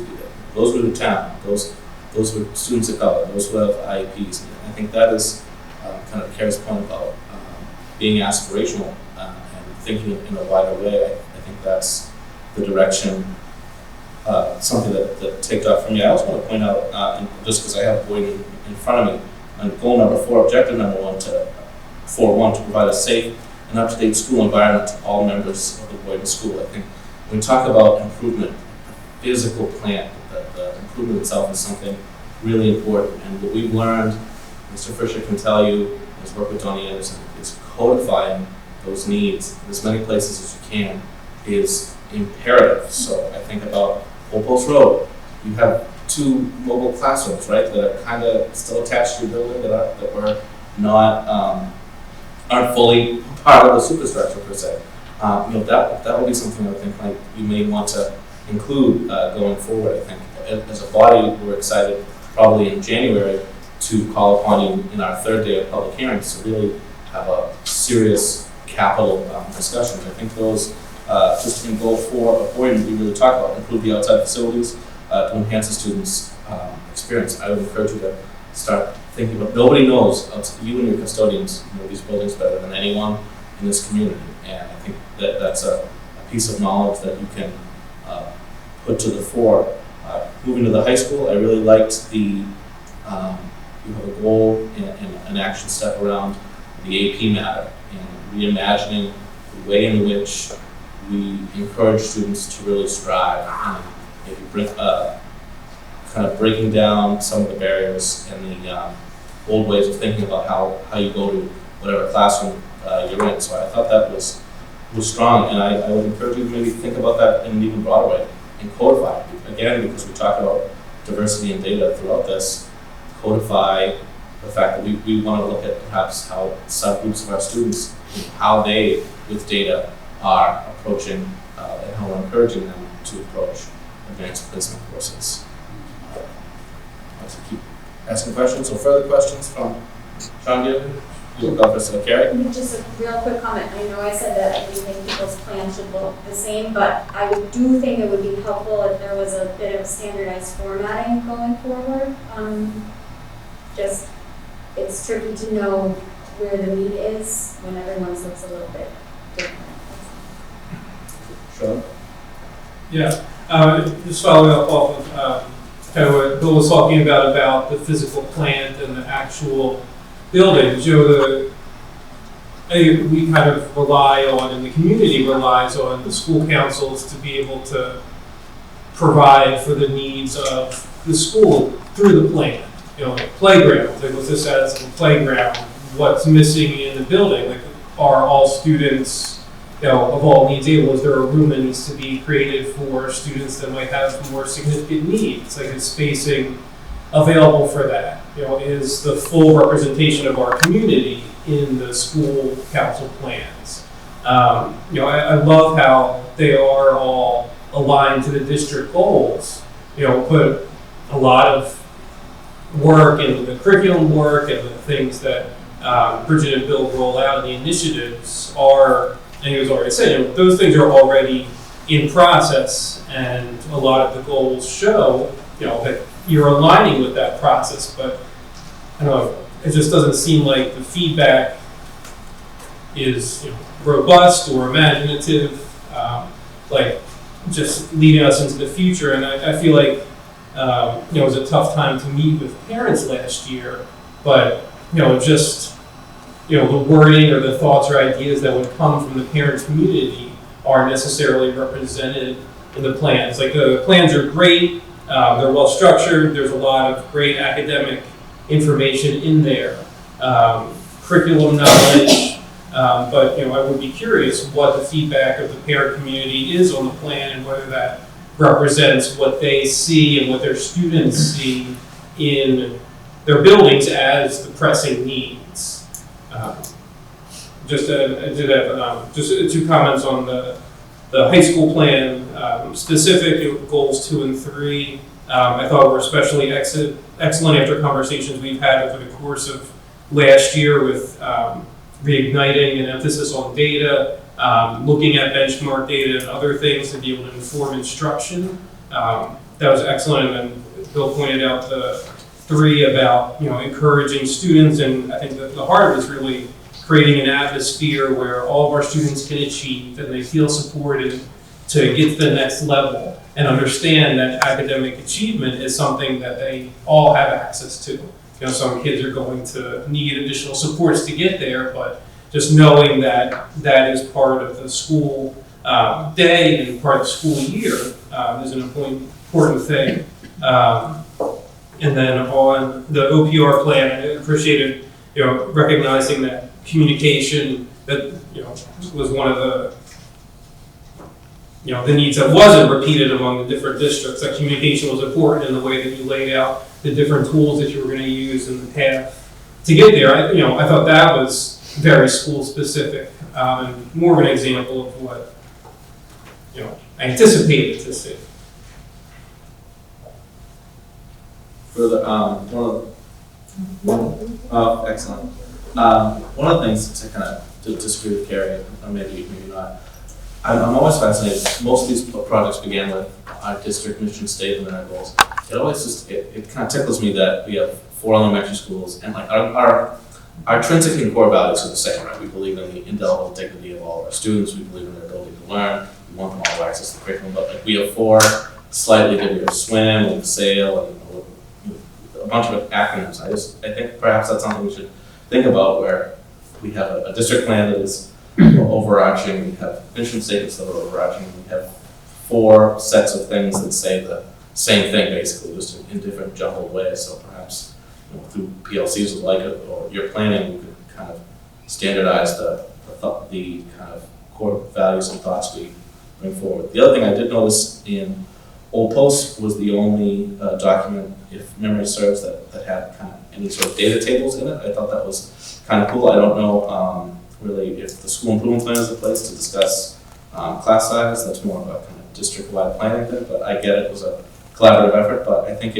you shouldn't shy away in the future of including kind of measurable metrics and sticking them into the plans. I feel like Nancy could speak to this too. In years past, the plans were maybe a little meatier, and that would be a good kind of place to include data, because we like data so much. Dr. Goff. Okay, let me see, we'll get some things done. So, I think it's really good. Thank you. It's good to hear the feedback from the school committee. But this is something that obviously the principals will take back to their school councils, because, as you know, the school councils are charged with these plans. So perhaps if or when they're coming back, that they can invite their school councils so they can be able to hear this feedback and be able to discuss it as well.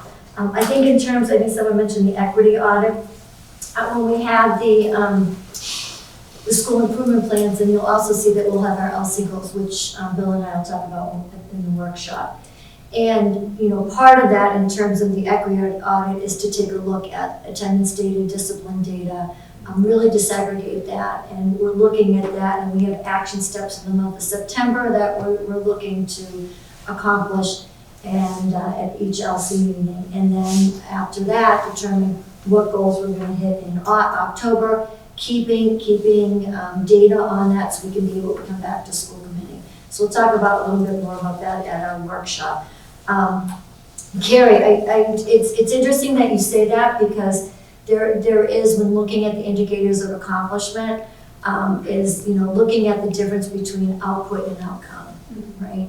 So for an example, if you have implementing an advisory period, you look at that as the output, and then what is the outcome of that? And it may be that you survey the students and they found a sense of belonging, right? So there's the outcome.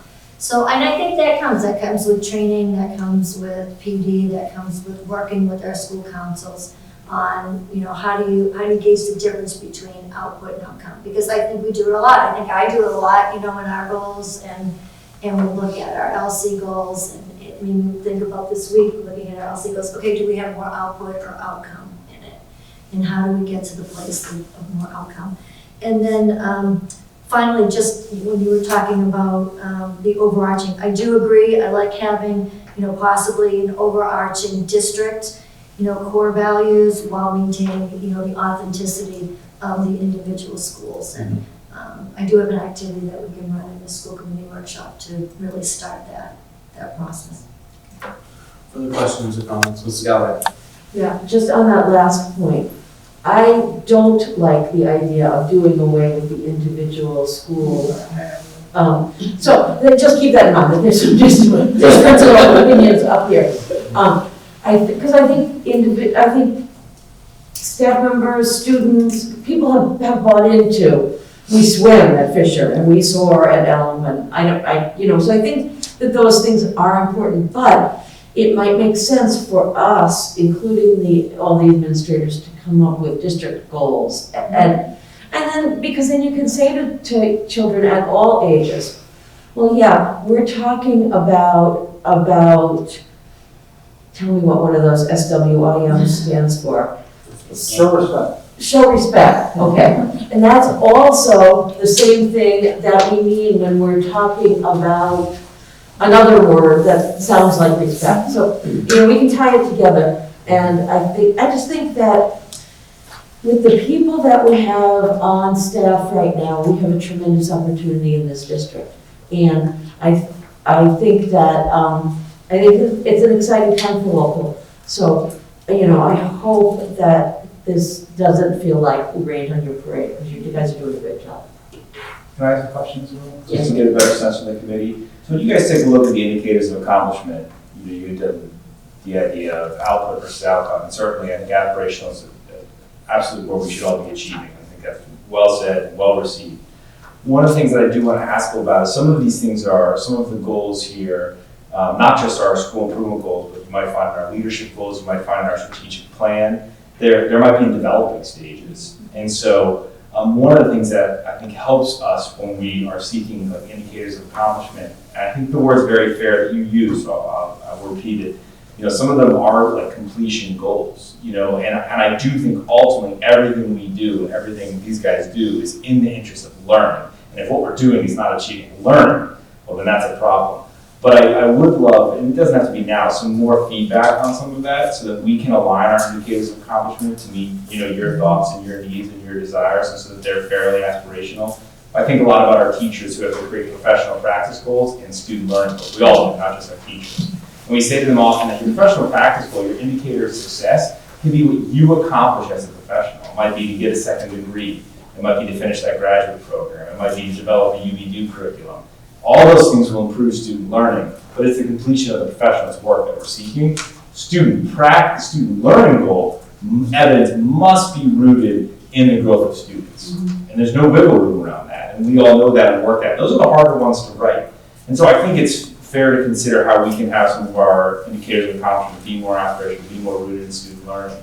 But I'd love at a time, maybe Monday, maybe beyond, more feedback around that balance, because we do want to recognize especially the developing stages, the professionals' work and how eventually that should impact student learning. So my kind of question or thought is more feedback around that. Because I think that, I know that I'm guilty of it. I have definitely said that indicator of accomplishment can be some of the professional work we do, especially in the developing stages.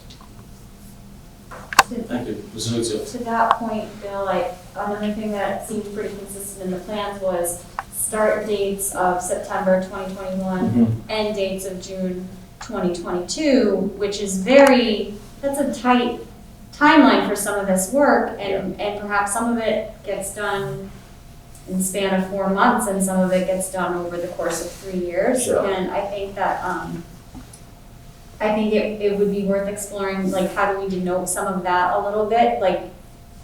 You're not necessarily going to get to all of these places by June 2022, and is it okay to have a multi-year timeline in some of these goals, or to break some of the steps down and say, okay, by January we want to have done this, and then we will use that information to plan an intervention to get in place in September of 20, whatever it is.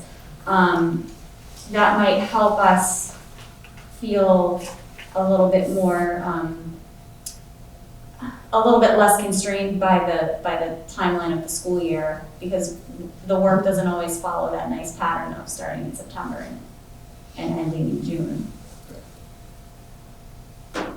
Final thoughts? One of like Harry said, a lot of it is for the school year, but a school council is generally a 2-year cycle, 3-year cycle, or is that not a standard thing? 1 year for the school improvement plan. 2 years to The be honest. membership is 2 years, so sorry. Right, but we're not creating a school improvement plan every year, are we? Yes, we are. Yeah. Okay. But that doesn't necessarily mean that everything changes wholesale from the 2021 plan to the 2022 plan, right? No, we should always, most, depending on what it is, obviously be built in. Right. Anything further on this topic? Seems like not the last time we'll discuss it. Thank you very much. We'll move on. We understand the school day starts early, so those of you who Go are home, principals, go to bed. please go home, go to bed. Think about breakfast tomorrow.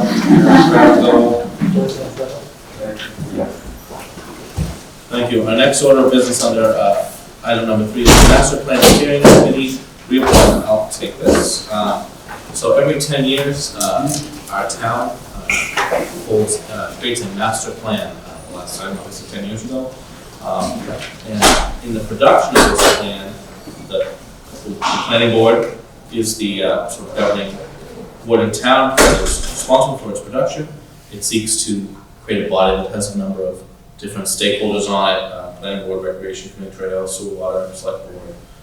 And we are statutorily entitled to one school committee representative. I would also, as a point of full disclosure, inform you that I am the recreation committee representative, so we get 1.5, maybe 2 representatives on the committee. The deadline for appointment is tonight, or else Katie Delaney is going to come after me. So I know the letter is in your packet. It's going to open up discussion. People have interest. I know we have a lot of folks on a lot of different subcommittees, but I'll just take discussion or people raising their hand about wanting to do it. Gary. Yeah, so I would put myself forward for consideration for this committee. I know that we have a number of school committee members who do a number of outreach activities and are involved in various initiatives around the town and in sort of the interest of kind of pitching in and representing our committee and this group that I think has a really unique task at this point in time. I think the last year or two, there have been a lot of discussions about what we want our community to be, what a community can be, you know, now that we all lived through a time when we got separated from our community, and so kind of looking at where's Waffle going, and you know, the parts of that are sort of related to brick and mortar building and planning, and the parts of it that are not. I would be happy to represent us if my colleagues. Well, I'm glad to hear that. You want to put that in a motion? I would like to put in a motion to have Carrie be our representative. Yes. Second. Motion by Ms. Galvin, second by Ms. Gaotitz. Any discussion? Seeing none, I'm sure it's going to be a barn burner committee. All those in favor? I just want to hang out with you more. Opposed? That's exactly right. That's serious. That's serious about that. I would just maybe ask, as the committee begins to be formed and meet, perhaps on their subcommittee activity, you can just give us periodic reports. Absolutely. What's going on? Excellent. Shoot for the moon in your requests, of course. Excellent. Moving on to item number 4, superintendent report. Dr. Goff. Good. We've been in school for 10 days now, and last year, if you remember, we opened up on the 14th in a hybrid model, so it's a great feeling, really, to open our doors for all students on September 1st, and really return to this interactive instruction that engages students in this collaborative conversation and problem solving. I really do want to commend the staff for their hard work that led up to such a successful opening. You know, I'll be going out to all the schools on a rotating basis to meet with principals, discuss our goals, our progress, visit classrooms. Bill Hahn and I have already been going out to the schools to greet with students and meet with staff. And before I continue, I'll turn it over to Bill. Yeah, so I thought I'd give a brief update on our new staff. So for this school year, we welcomed over 30 new staff in a variety of roles, responsibilities, and of course, experience. All of our new teachers and support staff participated in new staff orientation on August 23rd through August 26th. It was awesome hosting the new staff in person, even though we all had to wear masks. It was a great week where we learned from each other to prepare for this coming school year. One new teacher summarized it best in their exit survey response. I'll read the statement here, what they wrote. This week showed me how great of a community Waffle is and the various resources that are available to help guide my teaching to involve every student. My number one takeaway from this week is understanding how committed the district is to the overall well-being of the students here. End quote.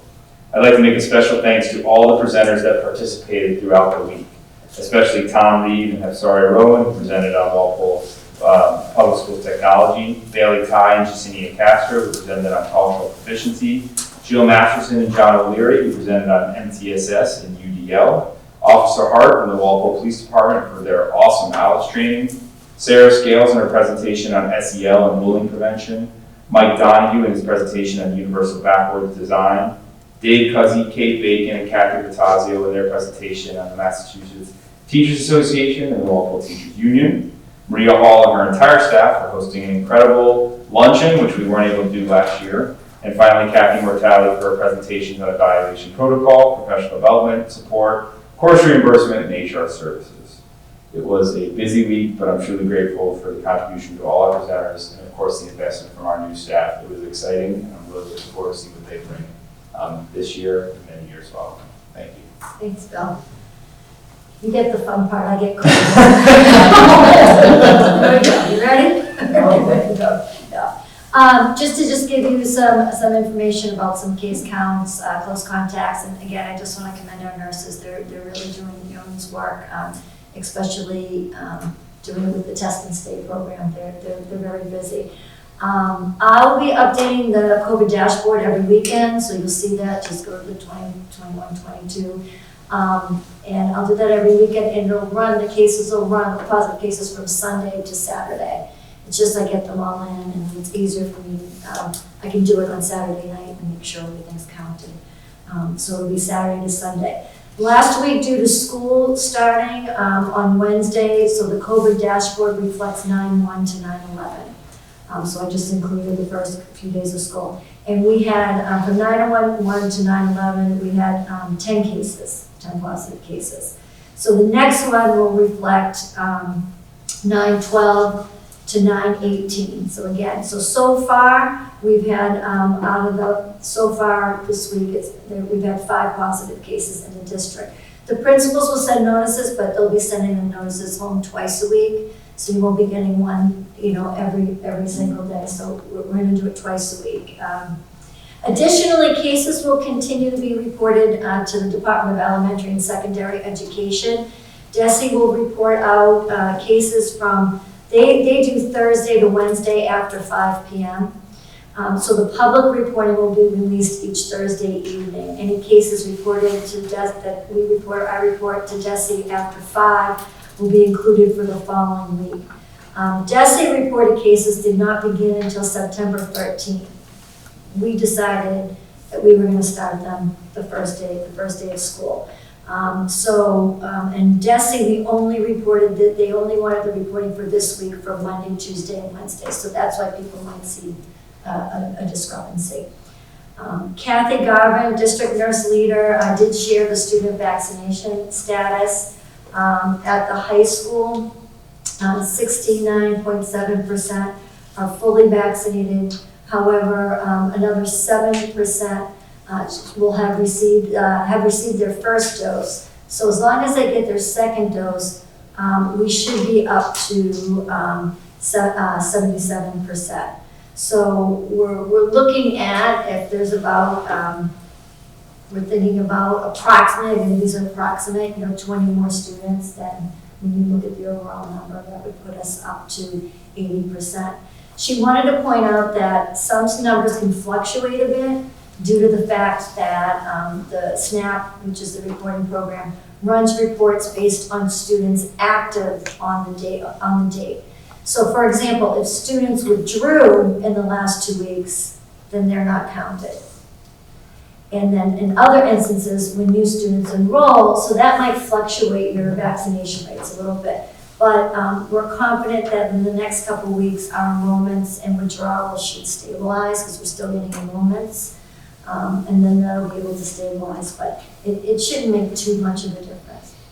I think the important thing to note is that we are making good progress at the high school in terms of the vaccinations.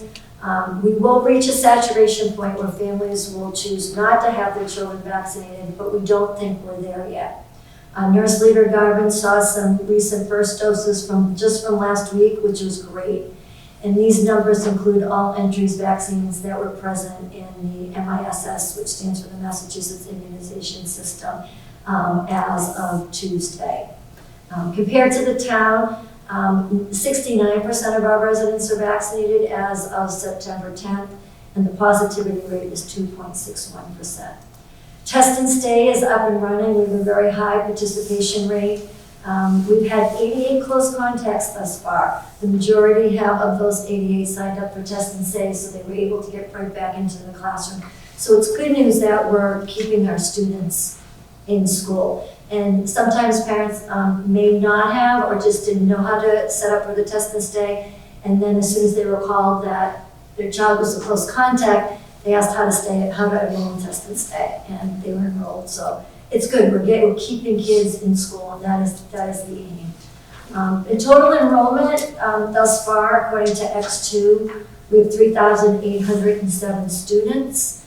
Again, Mary can attest to this, that we're still getting enrollments, right, Mary, in the school. We welcome students from our neighboring towns, such as Sharon, Norwood, and Westwood. We've welcomed out of state from Pennsylvania, California, Colorado, Illinois, and Wisconsin, and other countries such as Lebanon and China.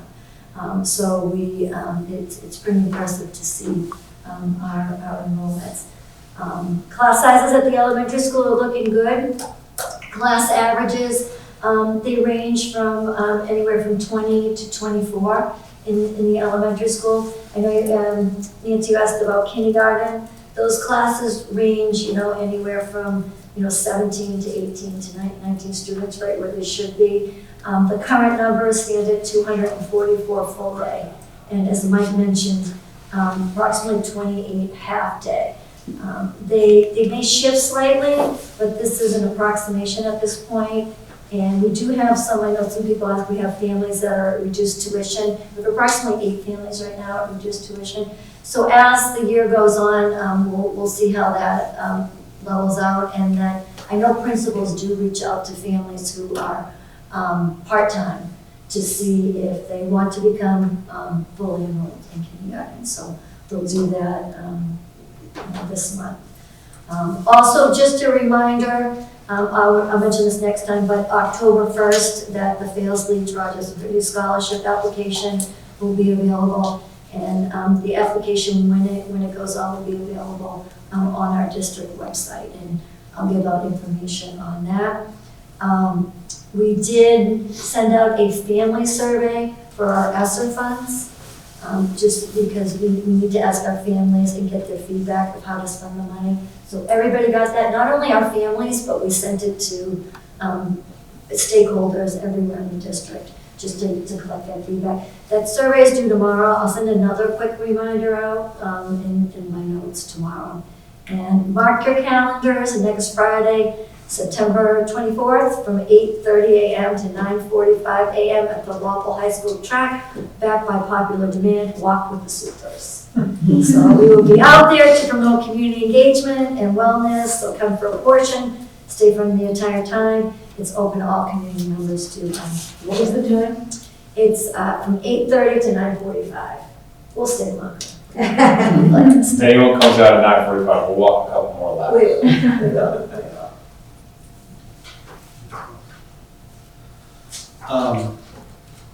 Does that conclude the report? It does. A couple of just clarifying questions that, around the COVID data. So we're utilizing the Massachusetts registry for our student COVID data, vaccination data. Is that correct? Yes, but only the nurses have access to that. But since that's an opt-in registry, how are we figuring out the status of the rest of the students? I can confirm with Kathy, but you mean people that opt out of that? Opt out of the registry, yeah. Because we could conceivably be north of 80 right now. Correct. So I think, as Nurse Leader Garvin mentioned, that as we get closer to the date, and when we're getting that narrow, then we can call and determine if we want to have students show that they've been vaccinated. But right now, to do that right now, with our nurses doing the test and stay, Right. it's just, it would be completely overwhelming. But I think when we're getting there, when we need that, like we were talking about saturation, because we're high, that we'll be able to do it. But I can, Kathy Garber will be the next school committee. That'll be a I helpful think that will. kind of data point, and on the same thing, on the same line, how do we determine our adult staff rate? Was that by survey, by self-report? Okay. Yep, that's a good point, and I'll write those down for her, because I don't want to speak for her, I'm not a medical professional, so. Mrs. Gallagher. I'm not particularly clear on the October 1 date. I got the idea that the commissioner was going to reevaluate on October 1. So in other words, we're not in a position to say, we decided, right? Correct, he is gathering data. Sure. And I'm assuming that in the next week or so, he will come out and have a conversation with us, or meet with the superintendents to let us know where he's at and where the thinking lies, to see where he is. But he will reevaluate prior to October 1st, and we'll see if they make the minute, if he keeps it like that, or if he pushes it up. We don't know, we haven't had any information. I was gonna say, the reality is we have to be as honest as we can about the fact that, you know, every step along the way, we've had to reevaluate. Right. So, you know, we can be hopeful, and I certainly am hopeful, but we don't know what the science is showing. And, you know, in terms of why they picked the 80% and what the variant has told us in the last 6 weeks since that 80% was chosen. So there are still some unknowns. That's a good point. Other questions or comments, Ms. Anizio? Just a quick one about the logistics of test and stay. Is that being run exclusively by the building nurses that are already there, or do we have? We also have an additional staff that we're able to secure through a grant. So she's been a huge help in helping with the test and stay and going out to the schools to try to get them, because something like, you know, the high school may be able to get it done within first thing in the morning, depending on where the cases are. For example, in the elementary school where no students are able to be vaccinated, it may take longer. Or a 6th grade class during phys ed, if there's a positive case. Even if you're it's close right contact and you're vaccinated, you do not have to test, correct? Correct. Okay. So the reason I ask is because I've been in districts where that is sort of being contracted out, and so it's causing big delays because they're having to wait for their contract people to arrive in our building. So it's nice to know that we have the staff in-house for the most part. Yeah, they're doing it. Excellent. Amazing work. And I think to that point, we say that some districts, because people like for sure in ours, ordered early and in bulk, some districts were still waiting for this test and stay. So they could be on. We do hoard a lot of supplies. Excellent. Further questions, comments, Mr. Aaron? A couple around the October 1st deadline as well. Just with kind of the, you know, we can capture a certain snapshot of the vaccine data for our students, and then, you know, similarly for our staff, those that want to provide it, are kind of providing it, and that kind of changes the percentages.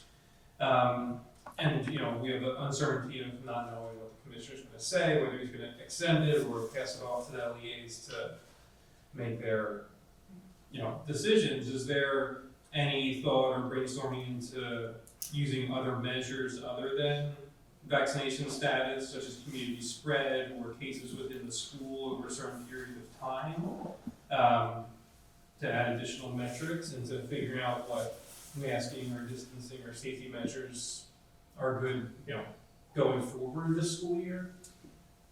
I think, are you referring to like at first in the October 1st? Yeah, I mean, that's the big one that everybody's looking at with the masks, but then, I mean, there's a lot of other protocols that are still in place. We're going to be working with Kathy Garren and our Department of Health. And then also when it comes to once we find out what we're able to do or not do, then we have to, or school committee has to determine if they're gonna modify the policy based on the information that we're able to provide. You know, assuming the Board of Health will come and make their recommendation, we would hear from the head nurse to make her recommendation. We would give you leadership's recommendation and look at the metrics, right? Yeah. Because it does look like that some of the town, you know, when you're looking at the percentage of the town, and you can find that comes out every week, so it's nice you can get the positivity rate, and then you can also get the vaccination rate. Yeah. And then just a quick question with Bill, when you're talking about the different subjects that you guys were reviewing at the start of school, MTSS and UDL are pretty heavy topics. I was wondering if it was like an introduction into a larger conversation, or whether that already started again last year. Yeah, well, that was part of my thinking, so you guys could hear all the programming we have at the new staff orientation. But yes, those are introductions to talk about our values here in Walpole, how we manage RTI or MTSS, multi-tiered systems of support, how we believe in universal design by learning. So it's an introduction, and it allows us to, our new staff to dip their toe in that water that's new to them, but also to just share our values here and what we value as an educational community. Yeah. And a lot of this stuff is carried on throughout the year. Yeah, where's the district as a whole? I saw some of the improvement plans at MTSS specifically outlined in it.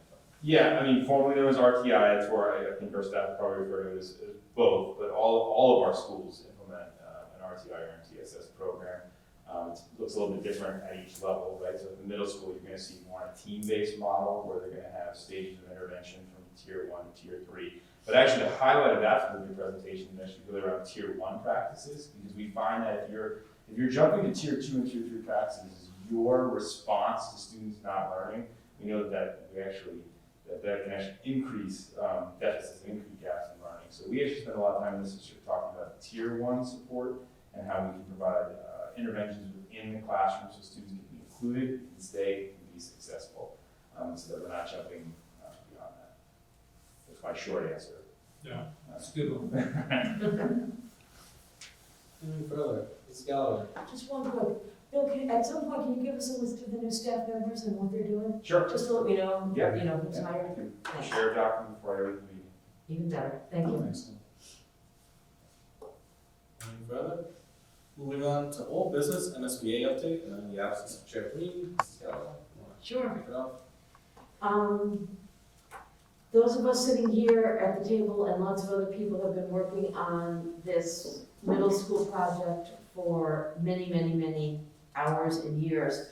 And we just want to make sure that we talk about it at every school committee meeting, because for the listening audience, on Tuesday, November 2nd, the people of Walpole are going to have a chance to provide a great opportunity for our middle school students. We are proposing building a new combined middle school on the Bird property. So combined means that all future middle school students would go to this new building. We can provide lots of information to anybody who wants it. But I can tell you, it's a state-of-the-art building. It is going to be able to really improve our ability to teach science, technology, to meet all the needs of special education students. It will provide the right places for our music program, for our art program, for collaboration, critical thinking, and real-life skills. So we're very excited about it. The reason for doing this is our two current buildings are 60 years or older. They serve the community very, very well. But after some strong evaluation, it made sense. We got professionals to help us to come to the conclusion that it was both educationally and financially smart to propose this proposal. It will have a strong impact on the education that we can offer in Walpole. And we're working with the state through a program called the Mass School Building Authority, and we have a really unique opportunity to access probably between, well, I shouldn't say probably, between 37 and 38 million dollars. It's hard to nail it down to the exact dime, but over 37 million dollars of state funding to help us with the $116 million cost of the total project. It's important for people to recognize that essentially this is just about a one-time opportunity. If we pass this on November 2nd, the project moves forward. If we don't, the likelihood is that we would have to wait our turn again, which would be a minimum of, in my estimation, at least 5 years. So it is important for people in the community to pay attention now, because it's a great opportunity for the community. There's an awful lot of information on the school website. It's walpole.k12.ma.us. There are also a number of forums coming up for the public, and I'm saying this so that it makes it into the notes, but there's a forum next week at the Council on Aging on Wednesday, September 22nd. It's at 6 o'clock in the evening. There's another one at Johnson Middle School on September 28th at 7 p.m. And the third one is going to be at Byrd Middle School on October 19th, also at 7 p.m. This is leading up to a town meeting vote on October 23rd, and the public will have a chance to vote on this project on November 2nd. We all are available to answer questions, to provide further information, and we just urge the public to help out by informing themselves about it. Well That's said. what I've got. And further, make sure all those important dates get in the minutes as well. That's a priority. Moving on, subcommittee activity. I did ask Mary if we're going to be looking to reschedule a superintendent evaluation subcommittee in the next few days. Yeah, at our workshop, part of our workshop, we're gonna sit down with our computers and schedule things, because I know some people can't meet in the evening, some people can meet, and like next week, I think we have something every night next week, so they're just really, everything's packed, so I think if we can sit and instead of going back and forth on emails, Mary does have the calendar. If you didn't give her your times of when you're available, just make sure you email her your available times to her, so we can get those done. On the subject of scheduling, just something to point out, town meeting, the time has moved, it's now the 23rd, so in our upcoming meetings, we have October 18th, 6:45 at the high school. We just may want to think about if there's a need to meet before town meeting, and if so, which part of the field we want to do it in. Maybe we've got a way to choose. For conferences too. Okay, excellent. So maybe we'll be cognizant of that on the 30th and see if there's any business that's pressing before town meeting. Maybe we can get it over ahead of time. So moving that to the 18th to the 23rd before town meeting. Yeah, I think we'll just kind of keep that as something we have to look at. Anything further? Seeing none. Citizens' comments. There being no citizens here. Comments tonight. Mary, did you receive anything? No. Nothing to be put on the comment agenda. Excellent. Mr. O'Hara, want to take it away? Yes, I would like to make a motion to approve the following expense warrants for the amounts listed in your packet. There's number 222010, 222011. Second. Motion by Mr. O'Hara, second by Ms. Denizio. All those in favor? Opposed? Abstained? 600. I'd also like to make a motion to approve the following payroll warrants for the amounts listed in your packets. The numbers are 2208PA and 2210PA. Second. Motion by Mr. O'Hara, second by Ms. Denizio. All those in favor? Opposed? Abstained? 600. Someone like to take gifts? We have gifts. We do. Make a motion to approve the following gifts and donations to Boyden School, Fisher School, Old Post Road School, Elm Street School, Bird Middle School, and Johnson Middle School, and Bay State Textiles Recycling, $433. To Johnson Middle School from Retail Business Services Commission, $824.57. To Bird Middle School Retail Business Services Commission, $1,253.48. To Elm Street School Artsonia Commission, $1,360.17. To Elm Street School Retail Business Services Commission, $2,678.41. System-wide and anonymous donation for sports rebranding for swim team use only, $800. To Boyden School Retail Business Services Commission, $781.29. To Boyden School from the Boyden PAC Staff Water for Lounge, $109.50. And system-wide from Michael E. Amaral, sports rebranding, the amount of $550. Second. Motion by Ms. Leedsay, second by Ms. Sarek. All those in favor? Opposed, abstaining, 600. Ms. Sarek, would you like to take the minutes? Sure. I'd like to make a motion to approve the following minutes, the August 26th school committee meeting minutes and the August 26th executive session meeting minutes. Second.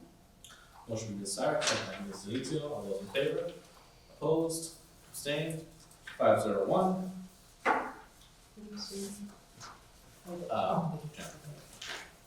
like to make a motion to adjourn. Second. By Ms. Gale, second by Ms. Leedsay. All those in favor? Opposed, abstained, 600. Thank you very much. Have a very good evening. Thank you. Nathan, sure.